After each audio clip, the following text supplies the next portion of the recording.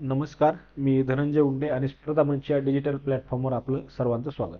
आपण महाराष्ट्राचा इतिहास हा जो घटक पाहत आहोत त्या घटकातील आपल्या पुढील टॉपिकचं नाव आहे महाराष्ट्रातील दलित चळवळ. आपण सुरू करू. बघा, पहिला काय मुद्दा येतोय?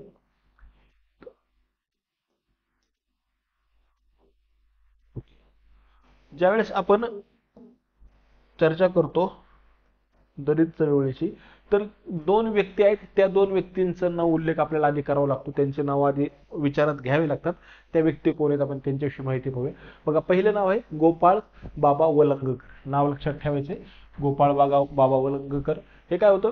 अस्पृश्य समाजाचे महाराष्ट्रातील पहिले पुढारी. वैशिष्ट्य म्हणून विचारला जाऊ शकतो. प्रश्न असा येतो की अस्पृश्य समाजाचे महाराष्ट्रातील पहिले पुढारी कोण होते? तर उत्तर आहे तुमचं गोपाळ बाबा वलंगकर. आणि यांनी जे एक संस्था स्थापन केली, त्या संस्थेच्या नावाविषयी सुद्धा एक प्रश्न विचारला जातो. गोपाळ वलंगकर यांनी कोणती संस्था स्थापन केली होती? तर संस्थेचं नाव काय बघा, अनार्य दोष परिहारक मंडळी. हे नाव लक्षात ठेवायचे, अनार्य दोष परिहारक काय परिहारक मंडळी. बरोबर.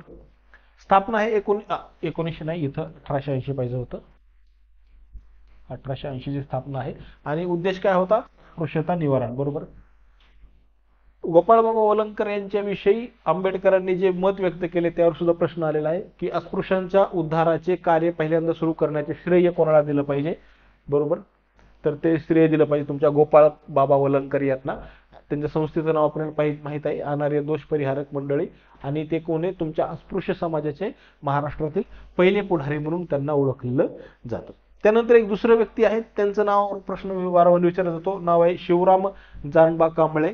यांनी एक दोन संस्था स्थापन केल्या. ऍक्च्युली ह्या दोन्ही संस्थांच्या नावावर प्रश्न येऊन गेलेला आहे. संस्था आहे श्रीशंकर प्रासादिक सोमवंशीय हितचिंतक मित्र समाज. स्थापना आहे 1904 ची याची. आणि उद्देश आहे अस्पृश्योद्धाराचे काम करायचं आहे. म्हणजे दोन्हींचं काम तेच असणार आहे. सदर संस्थेमार्फत ग्रंथालय सुरू केले जात असत. बघा, पुस्तकांच्या मार्फत काय करायचे आपल्याला? अस्पृश्यता कमी करायचे, शिक्षण वाढवायचे, ह्या उद्देशाने त्यांनी काय केली होती? श्रीशंकर प्रासादिक सोमवंशीय हितचिंतक मित्र समाज. यावर फक्त प्रश्न नावावर विचारलेला आहे. खालीलपैकी कोणती संस्था शिवराम कांबळे किंवा शिवराम जानबा कांबळे यांनी सुरू केलेली होती? दुसरी संस्था आहे चोखा मेळा विद्यावर्धक मंडळ 1920. सदर मंडळाच्या माध्यमातून त्यांनी 1922 मध्ये सुरू केलेली रात्रशाळा 1933 पर्यंत चालू होती. म्हणजे प्रश्न असा होऊ शकतो, काय केलं? बघा, प्रश्न असा होऊ शकतो की शिवराम कांबळे यांनी स्थापन केलेल्या कोणत्या संस्थेच्या मार्फत रात्रशाळा चालवली जात असे? ऑप्शन मध्ये जर दोन्ही दिले तर दोन्हीत आपल्या लक्षात काय घ्यायचे? चोखा मेळा ही रात्रशाळा चालवत होतं. बरोबर. तर तुमचं श्रीशंकर प्रासादिक हे काय करायचं? ग्रंथालय चालवत होतं. त्यामुळे हा दोन्हीतला डिफरन्स आपल्याला इथं लक्षात ठेवायचा आहे. त्यानुसार आपण उत्तर आपलं निवडायचं आहे.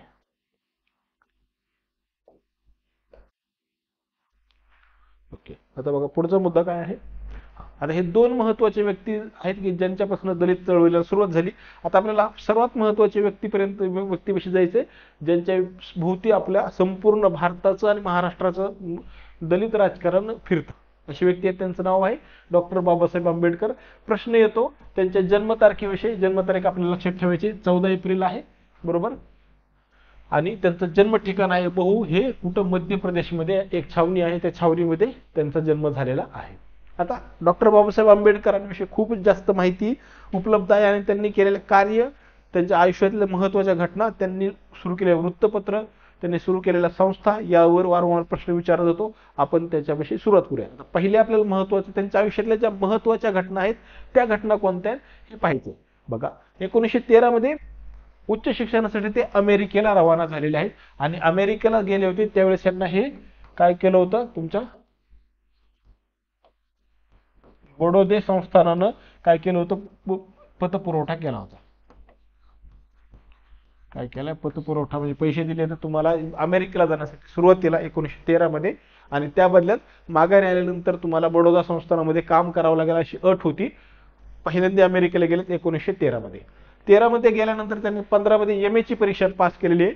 आणि परीक्षा पास केली, त्याचा शोध निबंध होता त्यांचा प्राचीन भारतातील इतिहास. बघा, हे जे त्यांच्या डिग्रीज आहेत डॉक्टर बाबासाहेब आंबेडकर यांच्या, प्रश्न असा येतो की एम ए साठी कोणता निबंध होता, पीएचडी साठी कोणता विषय होता, त्यानंतर इकॉनॉमिक्स हा लंडन स्कूल ऑफ इकॉनॉमिक्स साठी तिथे कोणता विषय होता. आपण एक एक गोष्ट आता विचारात घेऊया. बघा, इथं आहे तुमचं MA साठी त्यांनी काय घेतलं होतं, प्राचीन भारतातील काय होता, व्यापार होता. म्हणजे सुरुवात आपण काय करू बघा, पहिली तुमची डिग्री आहे ती प्राचीन भारतातील व्यापार आहे, ते MA होतं.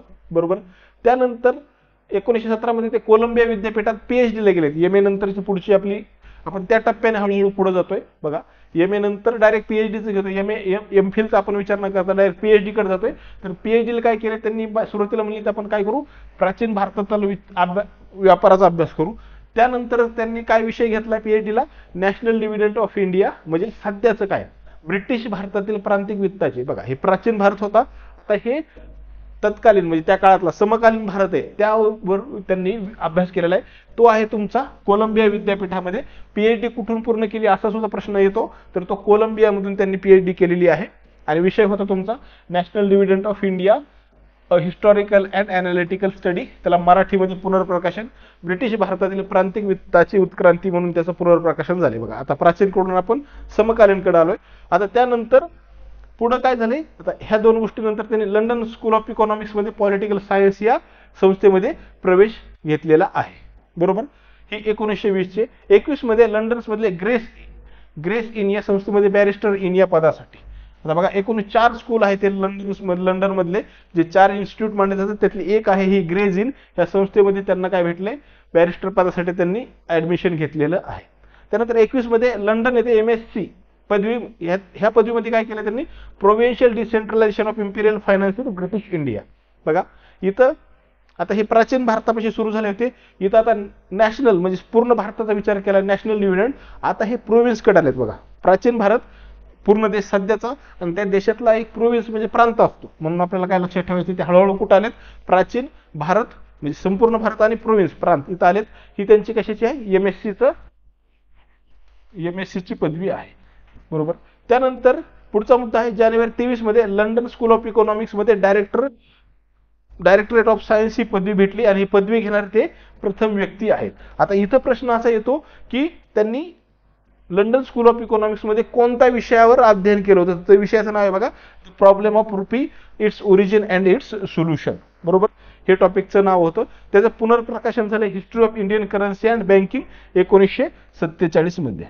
बघा ह्या सर्व ज्या गोष्टींचा अभ्यास केल्यानंतर आपल्याला लक्षात ठेवायचे की त्यांनी MA साठी विषय कोणता घेतला, आपण सांगितलं तुम्हाला क्रम कसा सांगितला. प्राचीन मध्ये जायचंय, प्राचीन नंतर संपूर्ण भारताला यायचंय, संपूर्ण भारतामध्ये प्रोव्हिन्सला यायचंय, आणि प्रोव्हिन्स नंतर मग प्रोव्हिन्स मध्ये आपण आणखी सूक्ष्म भाग आलो तुमच्या रुपी, म्हणजे एका सिंगल पैशाचा प्रॉब्लेम ऑफ रुपी, हा म्हणजे आणखी छोटा भाग झालाय. आणि त्यावर काय झालेले, त्यांनी काय केले, त्यांची लंडन स्कूल ऑफ इकॉनॉमिक्स मध्ये पदवी घेतलेली आहे.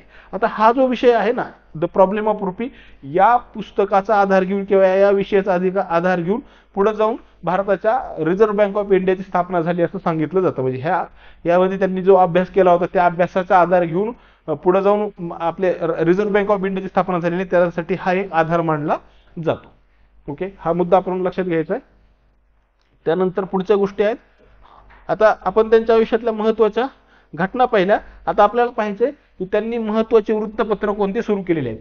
बघा आता एक प्रश्न कोणता असतो, ते साप्ताहिक होतं का पाक्षिक होतं, तो मुद्दा आपण आधी क्लिअर करू. बघा सर्व वृत्तपत्रांचे नाव बघा, आणि इथं स्वरूप बघा, हा एकटाच तुमचा जनता हे काय होतं, साप्ताहिक होतं.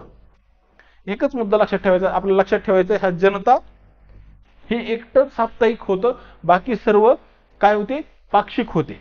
त्यामुळे तो मुद्दा निकालात निघतो. जर प्रश्न आला तर खालीलपैकी वृत्तपत्रांचं स्वरूप कोणतं, त्याने आयोग असा प्रश्न विचारतो की स्वरूप काय आहे, तर तुमचं जनता फक्त एकटं साप्ताहिक होतं, बाकी पाक्षिक होतं. हा मुद्दा निकालात निघलेला आहे. बरोबर. आता त्यांचा क्रम विचारला जातो. मूकनायक सर्वात सुरुवातीला 31 जानेवारी 1920 ला स्थापना आहे. ह्या वृत्तपत्राचं वैशिष्ट्य काय, तर शाहू महाराजांनी काय केलं होतं, 2,500 रुपयांची मदत केली होती मूकनायक सुरू करण्यासाठी. आणि या वृत्तपत्राच्या शीर्षभागी संत तुकारामांची वचने लिहिली जात असत. म्हणजे नवीन अंकामध्ये नवीन वचने संत तुकारामांचे अभंग होते, ते काय केले जात, त्यावर छापले जात असत. प्रश्न असा आला होता की शाहू महाराजांनी खालीलपैकी कोणत्या वृत्तपत्राला मदत केली होती, तर त्याचं उत्तर मूकनायक आहे. 2,500 रुपयाची मदत आहे. तारीख बघा 31 जानेवारी 1920. संपादक तुमचे कोण आहेत, डॉक्टर बाबासाहेब आंबेडकर हे आहेत, स्वतः त्याचे संपादक म्हणून त्यांनी काम केलेलं आहे. त्यानंतर पुढचं आहे वृत्तपत्र बहिष्कृत भारत. इथं बघा मूकनायकला त्यांनी तुकारामांचं वापरलेत वचन, तर बहिष्कृत भारतला ज्ञानेश्वराची वचनं वापरलेली आहेत. सुरुवात आहे 1927चं पाक्षिक आहे, पांडुरंग भटकर आहेत ह्याचे तुमचे संपादक आहेत.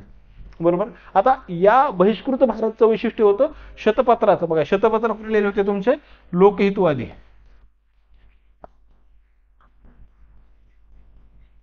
लोकहितवादी यांनी जे शतपत्र लिहिली होती कोणत्या ह्याच्यामध्ये, प्रभाकर या वृत्तपत्रामध्ये. हे वृत्तपत्र कोणाचं होतं, भाऊ महाजन यांचं वृत्तपत्र होतं. आपण वृत्तपत्राचा टॉपिक जर आठवत असेल बघा, तर भाऊ महाजन यांच्या प्रभाकर मध्ये लोकहितवादींनी किती जे विषय लिहिले होते, निबंध म्हणता येईल त्याला, लेख लिहिले होते, त्यांची संख्या होती 108. पण 100 म्हणून त्यांना शत म्हणजे 100, पण ऍक्च्युअल संख्या त्यांची 108 होती. आणि ते लिहिली होती लोकहितवादींनी प्रभाकर मध्ये. हे कुणाचं वृत्तपत्र होतं, भाऊ महाजन. आणि काय केलं, तुमच्या बहिष्कृत भारतमध्ये त्यांचं पुनर्प्रकाशन केलं. म्हणजे आहे तसे लेख त्यांनी काय केले, स्वतःच्या त्या बहिष्कृत भारत या वृत्तपत्रामध्ये छापायला सुरुवात केलेली आहे. आता हा दुसरा मुद्दा झाला. तर तिसरं वृत्तपत्र बघा समता. समता आहे, सुरुवात झाली त्याची 29 जून 1928. पाक्षिक होतं. आता सर्वत्र पाक्षिक आहेत, आपल्याला फक्त एक लक्षात ठेवायचं जनता. आता ह्या दोन तुमचं जनता आणि समता या दोन यांतला एक कॉमन फॅक्टर असा आहे की या दोन्हींचे संपादक काय आहेत, तुमचे देवराव विष्णू नाईक आहेत. हे दोन व्यक्ती, हे बघा दोन वृत्तपत्रांचे एकच संपादक आहेत. आता ह्या कॉलमवरून आपल्याला लक्षात येते की एवढे जरी वृत्तपत्र सुरू केले असले तरी संपादक म्हणून जबाबदारी त्यांनी फक्त एकाच ह्यामध्ये घेतली होती, ती आहे तुमचं मूकनायक. बाकीच्यामध्ये त्यांची महत्वाची भूमिका जरी असली तरी संपादक म्हणून त्यांनी फक्त स्वतःला मूकनायकच्या ह्याच्यामध्ये स्वतःचं नाव मेन्शन केलेलं होतं. आता बघा जनताचं वैशिष्ट्य काय, हे जनता आपण पाहिलं, जनताचं एक महत्वाचं वैशिष्ट्य हे साप्ताहिक आहे आणि हे स्वतंत्र मजदूर पक्ष. हा स्वतंत्र मजदूर पक्षाची स्थापना 1935 मध्ये जे स्वतंत्र मजूर पक्ष स्थापन केला होता आंबेडकरांनी, त्या पक्षाचं मुखपत्र म्हणून सुरुवात केली, काम केलेलं आहे जनतानं. सुरुवात ह्याची झालेली आहे 1930 ला. हे सुरुवातीला साप्ताहिक होतं पण नंतर ते पाक्षिक झाले. म्हणजे बाकीच्यांमध्ये आपल्याला सर्व पाक्षिक दिसत आहेत. ह्या जनताचं वैशिष्ट्य काय, ते सुरुवातीला साप्ताहिक म्हणून 7 दिवसाला एकदा अंक निघायचा, तो आता पाक्षिक म्हणजे 15 दिवसाला असं झालेला आहे. म्हणजे पुढे जाऊन जर विचारात घेतलं तर सर्व तुमचे पाक्षिकच आहेत, फक्त जनता सुरुवातीला साप्ताहिक होतं आणि स्वतंत्र मजूर पक्षाचं मुखपत्र म्हणून त्यांनी काम केलेलं. त्यानंतर पुढे काय झालेलं आहे, शेवटी प्रबुद्ध भारत. बरोबर, प्रबुद्ध भारत नावाचं एक वृत्तपत्र सुरू केलंय. आता हे वृत्तपत्र काय होतं, ऍक्च्युअली तुमचं जे जनता वृत्तपत्र आहे त्याचंच काय केलं होतं, नामांतर केलं होतं आणि त्याची सुरुवात केली होती तुमचे 4 फेब्रुवारी 1956. हे पुन्हा पाक्षिक होतं. आता बघा प्रश्न काय येतो, मी तुम्हाला सांगितलं की जोड्या लावायच्यात, कालानुक्रम लावायचा आहे. मूकनायक, बहिष्कृत, समता, जनता आणि प्रबुद्ध असा क्रम लावला जातो. किंवा जोड्या येतात वृत्तपत्र आणि त्याचे सुरुवात आपल्याला लक्षात ठेवायची कशी त्याची सुरुवात झालेली आहे. किंवा एक प्रश्न तुम्हाला मी सांगितलं ऑलरेडी, शाहू महाराजांनी मदत कोणत्या वृत्तपत्रासाठी केली होती, त्यावर सुद्धा प्रश्न येऊन गेलेला आहे. आता हे महत्वाचे वृत्तपत्र झाले. डॉक्टर बाबासाहेब आंबेडकरांनी ज्या काय म्हणतात त्याला संस्था स्थापन केल्या होत्या, त्या संस्थांमधली एक सर्वात महत्वाची जी संस्था आहे तिचं नाव आहे बहिष्कृत हितकारणी सभा. आणि या सभेच्या स्थापना वर्षावर वारंवार प्रश्न विचारलाय. तर वर्ष बघा कधी, 1924 ची स्थापना आहे बहिष्कृत हितकारणी सभा. ठिकाण आहे तुमचं मुंबई या ठिकाणी यांनी या सभेची स्थापना केलेली आहे. बघा डॉक्टर सर चिमनलाल हरिलाल सेटलवाड हे जे आहेत ते अध्यक्ष होते. तर कार्यकारी अध्यक्ष बघा त्यांनी स्वतःकडे कार्यकारी अध्यक्ष पद ठेवले, पण अध्यक्ष कोणाला केले, ते चिमनलाल हरिलाल सेटलवाड नावाचे जे व्यक्ती आहेत डॉक्टर, त्यांना सर पदवी होती, त्यांना काय केलेलं आहे, अध्यक्ष केलेलं आहे. आणि बहिष्कृत हितकारणी सभेचं ब्रीदवाक्य आहे, त्यावर वारंवार प्रश्न आलेला आहे. ब्रीदवाक्य आहे शिका, संघटित व्हा आणि लढा द्या. म्हणजे तुम्ही काय करा, आधी शिक्षण घ्या, शिक्षण घेतल्यानंतर एकत्र या आणि एकत्र येऊन आपल्यावर जो अन्याय होतोय त्या अन्यायाच्या विरोधात लढा द्या. असे हे 3 वाक्य त्यांनी एकत्र करून त्याला ब्रीदवाक्य म्हटलं होतं. शिका, संघटित व्हा आणि लढा द्या. प्रश्न येतो बहिष्कृत हितकारणी सभेचे ब्रीदवाक्य काय होते, किंवा शिका, संघटित व्हा आणि लढा द्या या कोणत्या संस्थेचे ब्रीदवाक्य होते, असं दोन्ही प्रकारे प्रश्न विचारला जातो. आता ही बघितली आपण स्थापना, ब्रीदवाक्य. आता पाहूया ध्येय आणि उद्देश. बघा काय, बहिष्कृत वर्गाच्या चालू परिस्थितीची माहिती गोळा करून ते लोक निदर्शनास आणून देणे. हित करायचंय कोणाचं, बहिष्कृत वर्गाचं, पण ते करणार कसं, ते करायचं असेल तर आधी बहिष्कृत वर्ग कोणत्या स्थितीमध्ये जगतोय हे लोकांसमोर मांडणं गरजेचं आहे. म्हणून काय करायचंय, माहिती गोळा करायची आणि ती लोकांसमोर आणायची आणि लोकांचं मत तयार करायचं, लोकमत तयार करायचं आहे. पुढचं आहे वैशिष्ट्य उद्दिष्ट, विद्यार्थी वसतिगृह आणि अन्य साधनांद्वारे बहिष्कृत समाजामध्ये शिक्षणाचा प्रसार करणे. बघा नाव काय आहे, हितकारणी. आणि हित बघा कोणत्याही समाजाच्या प्रगतीमध्ये ज्या गोष्टीचा सर्वात जास्त इम्पॅक्ट होतो त्यामध्ये जर तुम्हाला क्रम लावायचा असेल आणि तुम्हाला ऑप्शन दिला तर 1 नंबरला कधीही शिक्षणच येतं. त्यामुळे काय म्हटलं त्यांनी, शिक्षणाचा प्रसार करायचं ठरवलंय बहिष्कृत हितकारणीच्या उद्देशामध्ये. त्यानंतर बहिष्कृत वर्गामध्ये जागृती करायची आणि त्यासाठी प्रचारक नेमायचे. बरोबर, हित करायचं म्हणजे त्यासाठी जागृती करणं गरजेचं आहे. बहिष्कृत समाजामध्ये उच्च संस्कृतीची वाढ करण्यासाठी विविध ठिकाणी वाचनालय, शैक्षणिक वर्ग आणि स्वाध्याय केंद्र. शिक्षण प्रसार करण्यासाठी काय करायचं, वाचनालय, शैक्षणिक वर्ग आणि स्वाध्याय केंद्र. आता शिक्षण तर पोहोचवायचं ठरलंय पण त्यासाठी मार्ग काय, ते 3 मार्ग त्यांनी सांगितलेले आहेत. त्यानंतर पुढचं आहे बहिष्कृत समाजाची सांपत्तिक स्थिती सुधारण्यासाठी औद्योगिक आणि शेतीविषयक शाळा चालवायच्या आहेत. आता बघा शिक्षण ठीक आहे पण फक्त शिक्षण घेऊन त्याचा उपयोग काय, तर त्याला सांपत्तिक म्हणजे आर्थिक म्हणायचे इथं आपल्याला, आर्थिक स्थिती सुधारण्यासाठी. मग त्यासाठी ऑप्शन काय, उद्योग, औद्योगिक आणि शेती या 2 गोष्टीच्या माध्यमातून काय करायचंय, ह्या 2 गोष्टींच्या शाळा चालवायच्यात. म्हणजे ट्रेनिंग, औद्योगिक ट्रेनिंग आणि शेतीविषयक ट्रेनिंग द्यायची कोणाला, बहिष्कृत समाजातील लोकांना, आणि जेणेकरून त्यांच्या आर्थिक परिस्थितीमध्ये सुधारणा होईल. ओके, हे बहिष्कृत करणीवर आपण पाहिलं. स्थापना वर्ष लक्षात ठेवायचं, ठिकाण आणि ब्रीदवाक्य ह्या 3 गोष्टीवर वारंवार प्रश्न विचारलेला आहे. आता पुढची गोष्ट आहे की ज्यावर सुद्धा खूप वेळा प्रश्न विचारला जातो, म्हणजे एका प्रकारे माइलस्टोन मानला जातो हा कशाच्या, भारताच्या इतिहासामधला, तो आहे तुमचा महाडचा सत्याग्रह. काय ह्याची पार्श्वभूमी आहे, ब्राह्मणेतर पक्षाचे नेते कोण होते, सी.के. बोले यांनी काय केलं होतं, 4 ऑगस्ट 1923 मध्ये मुंबई प्रांतिक कायदे मंडळामध्ये अस्पृश्यता विरोधी ठराव मंजूर करून घेतला होता. हा ठराव मंजूर झालाय. नाव आहे, प्रश्न आलेला आहे की कोणी तो ठराव मंजूर करून घेतला, तर त्यांचं नाव बघा सी.के. बोले. हे कोण होते, ब्राह्मणेतर पक्षाचे नेते होते, लक्षात घ्यायचे. आपण पहिले ब्राह्मणेतर पक्षाची स्थापना पाहिलेली आहे. स्थापना आहे 1920 ची, मी तुम्हाला तारीख बी सांगितली होती, 12 डिसेंबर. ओके, त्यानंतर पुढचा मुद्दा काय, महाड नगरपालिकेने मुंबई विधिमंडळाचा ठराव 5 जानेवारी लागू केलेला आहे. म्हणजे आता ह्यांनी 23 ला ठराव घेतला मंजूर करून, त्यांनी पुढच्या वर्षी 5 जानेवारीला लागू केलेला आहे. मात्र झालंय काय, महाड मधल्या सवर्ण हिंदू मात्र सदर ठरावाच्या विरोधात गेले आणि त्यांनी अस्पृश्यांना महाडवरील 14 तळ्याचे पाणी पिण्यास किंवा वापरण्यास विरोध केला. आता लागू तर झाला होता पण जे सवर्ण स्वतःला म्हणून घेत होते अशा हिंदूंनी काय केलंय, विरोध केलेला आहे. मग त्या विरोधाचा निषेध करण्यासाठी 19 व 20 मार्च 1927 रोजी महाड येथे डॉक्टर आंबेडकर यांच्या अध्यक्षतेखाली एक परिषद भरली. त्या परिषदेचं नाव होतं बघा कुलाबा. आता रायगडचं नाव जे पुढे जाऊन आपलं म्हणजे रायगड नाव बदलले, आधी त्याचं कुलाबा असं नाव होतं, म्हणून त्या सभेचं नाव होतं बघा, तत्कालीन नाव काय होतं, कुलाबा जिल्हा बहिष्कृत परिषद. ही परिषदेचा तारीख विचारली आहे, तारीख लक्षात ठेवायची, 19 आणि 20 मार्च 1927 महाडमध्ये ही सभा भरवण्यात आलेली होती. आता ह्या सभेमध्ये 20 तारखेला म्हणजे आज 19 आणि उद्याच्या 20 तारखेला एक ठराव संमत करण्यात आले. त्या ठराव काय होते बघूया. अस्पृश्यांना त्यांचे नागरिकत्व अधिकार बजावण्याच्या कामात सहकार्य करावे. म्हणजे नागरिक म्हणून अस्पृश्यांना जे अधिकार आहेत ते अधिकार काय करण्यासाठी, अधिकार बजावण्यासाठी मदत करायची आहे. बरोबर. त्यानंतर अस्पृश्यांना आपल्या नोकरीत ठेवायचे, जेणेकरून काय होणार आहे, ही सामाजिक दरी आहे ती दूर होणार आहे. त्यानंतर अस्पृश्य विद्यार्थ्यांना वार लावून भोजन द्यायचे. त्या काळामध्ये जेवणाच्या सुद्धा पंक्तीमध्ये खूप फरक केला जात असो, तर तो फरक आपल्याला बंद करायचा आहे. त्यामुळे काय करायचं, वार लावून जेवण द्यायचे. मेलेली जनावरे ज्याची त्यांनी ओढावी, त्या तत्कालीन काय काळामध्ये बहिष्कृत समाजातील लोकांना हे मेलेले जनावरे ओढण्याचं काम दिलं जायचं. तर त्यांचं काय म्हणणं आहे की ज्यांचं जनावर मेले त्यांनी ते स्वतः ओढवून घ्यावेत असा ठराव मांडलेला आहे. त्यानंतर महारांना सैन्य, आरमार आणि पोलीस दलामध्ये प्रवेश मिळवायचा आहे. ह्या 3 गोष्टींमधून काय होणार, तुमचं काय होणार आहे, आर्थिक आणि सामाजिक सबलीकरण होणार आहे. त्यामुळे ह्या 4 गोष्टी आपल्याला करायच्या आहेत. बरोबर. आता वैशिष्ट्य काय तुमचं ह्या ज्या घटनेचं, सदर परिषद संपल्यानंतर डॉक्टर बाबासाहेब आंबेडकरांनी 14 तळ्यातील ओंजळभर पाणी पिलेले आहे. त्याला 14 काय पाणी पिलेलं आहे. पुढे जाऊन सवर्ण हिंदूंनी त्याचं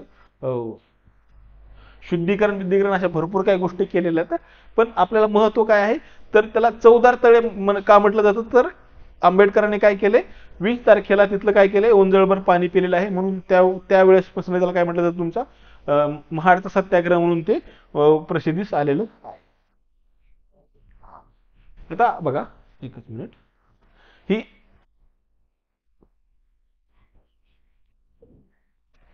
ही तारीख बघा 20 मार्च 1927 बरोबर, आणि इथं तारीख बघा 25 डिसेंबर काय झाले 1927. आता हे मनुस्मृती दहन करायचं का? आपण महाडच्या सत्याग्रहाचं पाहिलं की तुम्हाला मी सांगितलं की सवर्ण हिंदूंनी काय केलंय ते शुद्धीकरण सुद्धा केले, पण त्यांनी मग आता ही गोष्ट अस्पृश्य आणि स्पृश्य ही गोष्ट येते कुठून तर ते मनुस्मृती नावाचा जो ग्रंथ आहे त्या ग्रंथामधून ही स्पृश्य अस्पृश्य संकल्पना पुढे आली आहे. म्हणून आंबेडकरांनी निर्णय घेतला की आपण काय करू, त्याचं जो प्रतीक जे आहे तुमच्या अस्पृश्यतेचं ते प्रतीक असणारं ग्रंथ जाळू म्हणून त्यांनी काय केले 25 डिसेंबर 1927 ला या मनुस्मृतीचं दहन केले. आणि या मनुस्मृती दहनामध्ये पुढाकार कुणी घेतलेला आहे बघा, त्यांचं नाव आहे ग नि सहस्रबुद्धे बरोबर. उद्देश काय होता, सामाजिक विषमता आणि उच्च नीच भेदभाव यांचे समर्थन करणाऱ्या ग्रंथाचा काय करायचा प्रतिकात्मक निषेध करायचा आहे. भेदभाव आणि विषमता आणि भेदभाव आले कुठून, तुमच्या मनुस्मृतीमधून आले. मनुस्मृतीमध्ये जे एकूण 4 वर्ण दिलेत, मनुस्मृतीमध्ये 4 वर्णांचं वर्णन आहे म्हणून काय केलंय त्याचा निषेध करण्यासाठी ज्वलन करण्याचा निर्णय घेतलेला आहे आणि पुढाकार घेतला तुमच्या ग नि सहस्रबुद्धे यांनी. त्यानंतर पुढची महत्वाची गोष्ट, ही जी गोष्ट आहे महाडच्या सत्याग्रहानं एक नवीन इतिहास सुरू जरी केला असला तरी डॉक्टर बाबासाहेब आंबेडकर यांच्या आयुष्याला कलाटणी देणारा जी गोष्ट आहे ती आहे तुमची काळाराम मंदिर सत्याग्रह. आता पाहूया आपण काय हे कधी चाललंय, कालावधी बघा 1930 ते 1936 असे 6 वर्ष हा काळाराम मंदिर सत्याग्रह होता. मागणी काय होती की आम्हाला मंदिरामध्ये प्रवेश भेटला पाहिजे.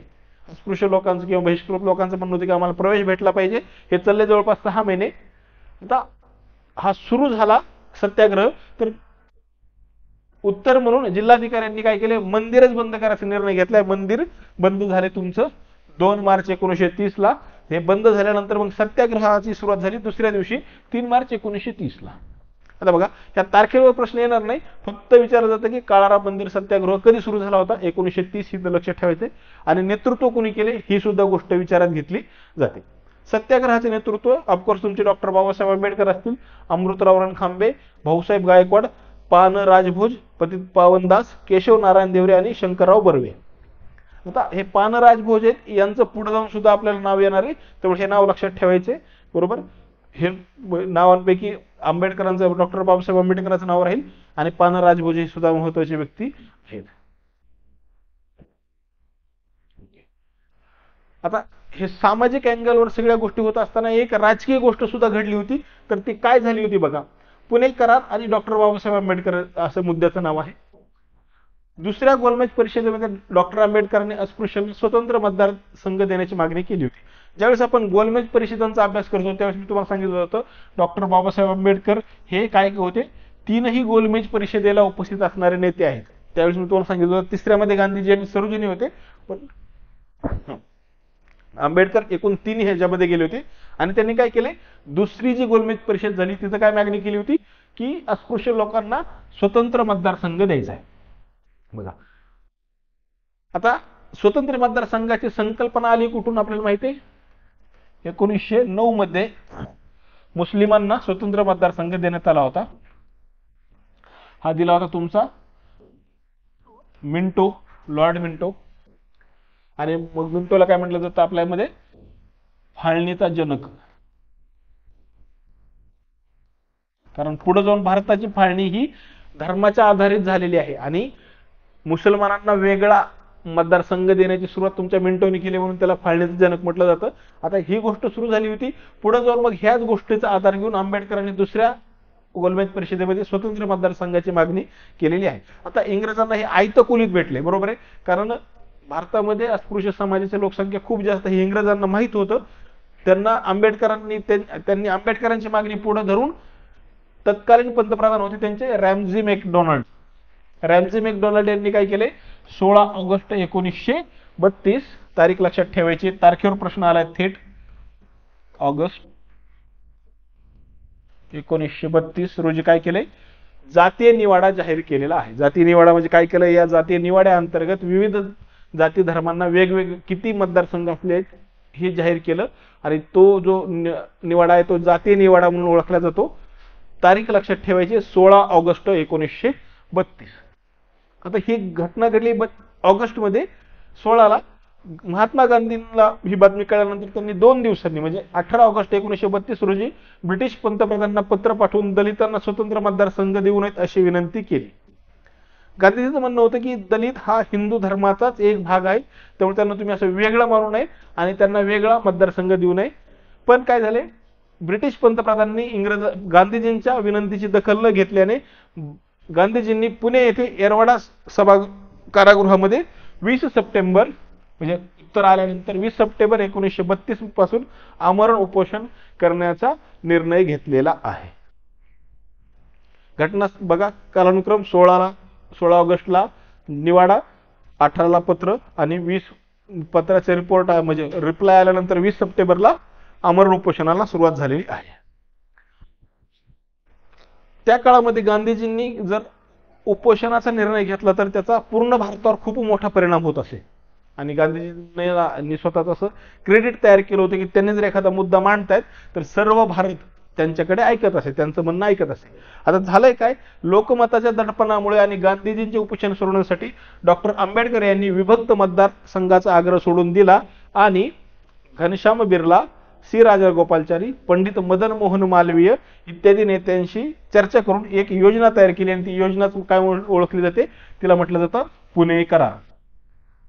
ह्या मुद्द्यावर प्रश्न विचारला जातो की पुणे करार तयार करण्यामध्ये खालीलपैकी कोणत्या व्यक्तींचा सहभाग होता.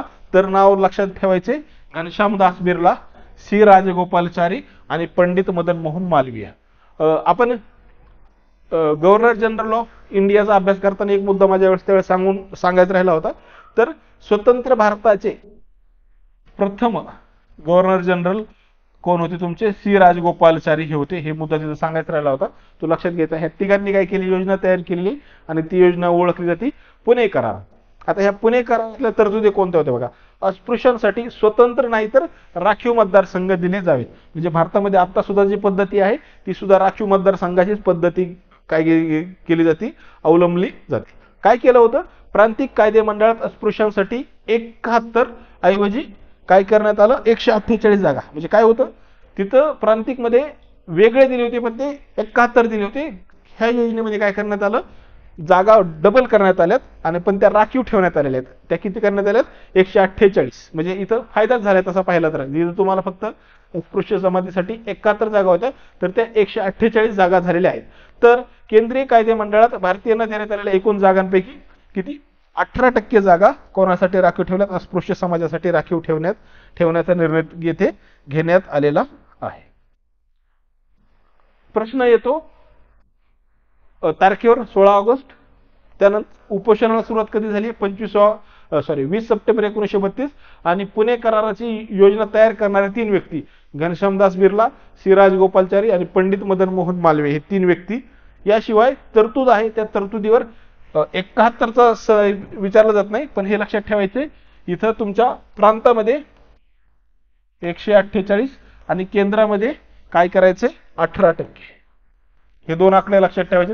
ह्या आकड्यांवर काय केला जातो, वारंवार प्रश्न विचारला जातो.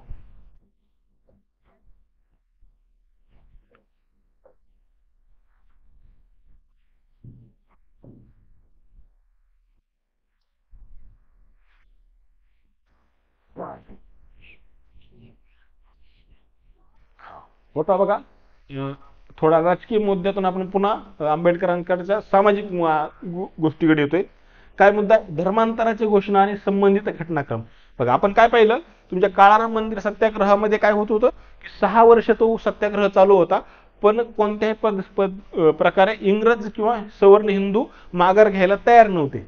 मग आंबेडकरांना या काळाराम सत्याग्रहाच्या दरम्यान लक्षात आलं, त्यांचं असं मत तयार झालं होतं की जर ज्या देशामध्ये किंवा ज्या धर्मामध्ये, आता गांधीजी तर म्हणतायत की तुम्ही हिंदूचाच एक भाग आहात, पण जर मला माझ्या एका मंदिरात माझ्या देवाची पूजा करण्यासाठी जर प्रवेश भेटत नसेल तर अशा हिंदू धर्मामध्ये मी का राहावं, असा एक विचार प्रबळ व्हायला लागलाय आंबेडकरांच्या मनामध्ये.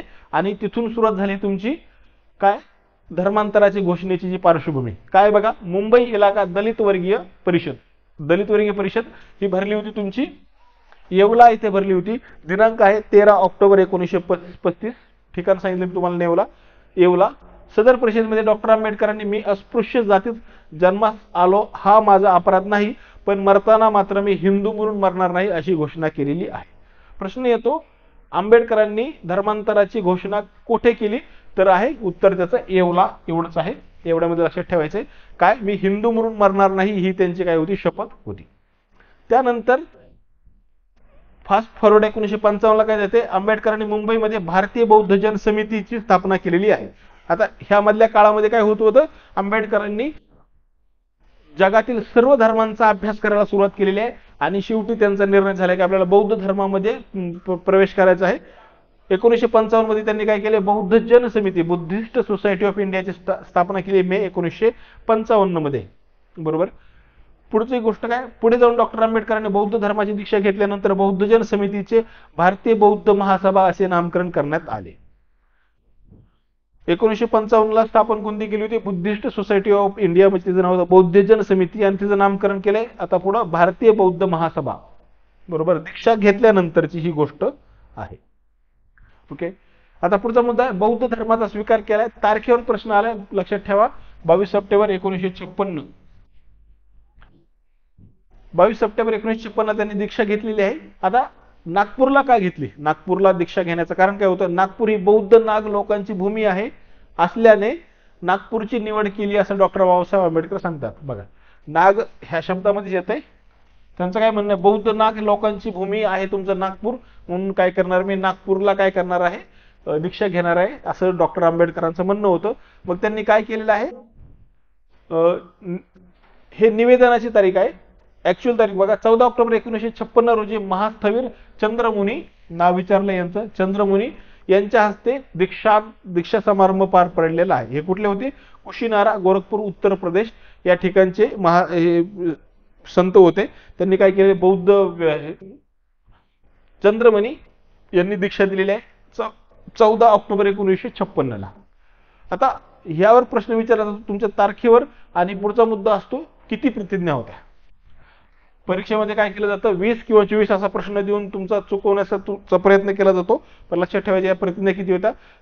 दीक्षा समारंभाच्या वेळी डॉक्टर आंबेडकरांनी बौद्ध धर्मियांसाठी काय महत्वाचा मुद्दा ह्या स्वतः लिहिलेल्या प्रतिज्ञा होत्या. एकूण संख्या आहे 22 आणि या 22 पैकी पहिल्या 8 ज्या प्रतिज्ञा आहेत त्या हिंदू धर्माशी संबंधित आहेत, म्हणजे हिंदू धर्माला मी मानणार नाही किंवा काय त्या त्रुटी दर्शवणाऱ्या, आणि राहिलेल्या तुमच्या 14 ह्या बौद्ध धर्माशी म्हणजे मी काय करणार आहे या संबंधी आहेत. जर स्प्लिट विचारलं तर लक्षात ठेवायचं पहिल्या 8 हिंदू धर्मातल्या अनिष्ट गोष्टी कोणत्या हे सांगणाऱ्या पहिल्या 8 आहेत, तर 14 काय त्या मी बौद्ध धर्माची दीक्षा घेतल्यानंतर मी काय करेल हे सांगणाऱ्या 14 आहेत. एकूण संख्या 22.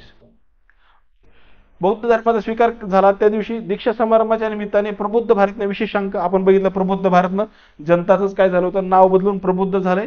तर आचार्य यात्रे यांनी नवयुग हा काय होतं, वृत्तपत्र होतं आचार्य यात्रेचं, यांनी काय केलं होतं, एक खास अंक काढलेला आहे. हे झालेला मुद्दा आपला संपलेला आहे.